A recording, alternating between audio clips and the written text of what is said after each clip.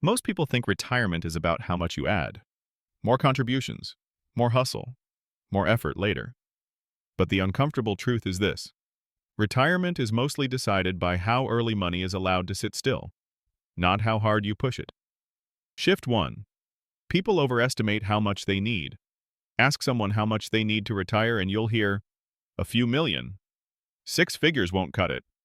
I'll never catch up anyway. But those numbers usually come from panic, not math. A normal, comfortable retirement doesn't require luxury spending. It requires coverage, housing, healthcare, food, some freedom, not excess. Shift 2. Income sources change the target more than returns. Here's the part that confuses people. If your retirement depends only on investments, the target is big.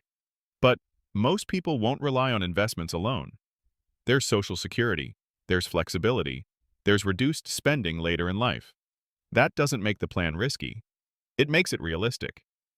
The difference between everything must come from investments and investments fill the gap is the difference between panic numbers and manageable ones. Shift 3. Time does most of the work, if you let it. This is where compounding gets misunderstood. Compounding doesn't reward big deposits. It rewards early permission. Money that's left alone for decades doesn't need constant help. It just needs time without interference. Every decade you delay doesn't add difficulty, it multiplies it. Not because the math is cruel, because time is strict. Shift 4. The one-and-done number is a baseline, not a plan. The idea of investing once and never adding again isn't realistic.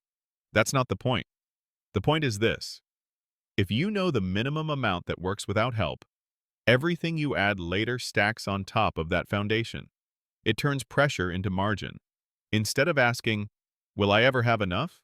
You start asking, how much easier can I make this? Shift 5. Starting small is not a weak strategy. This is where most people freeze. I don't have a big lump sum.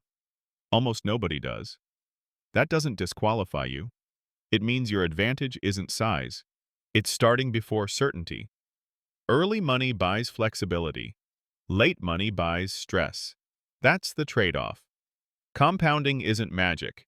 It's patience, protected from interruption. It doesn't care how smart you are. It only cares when you started.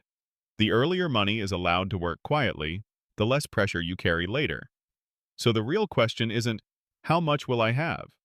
It's, how early can I stop interfering? Because compounding doesn't create wealth. It turns time into leverage. And the sooner you let it work, the lighter everything else gets.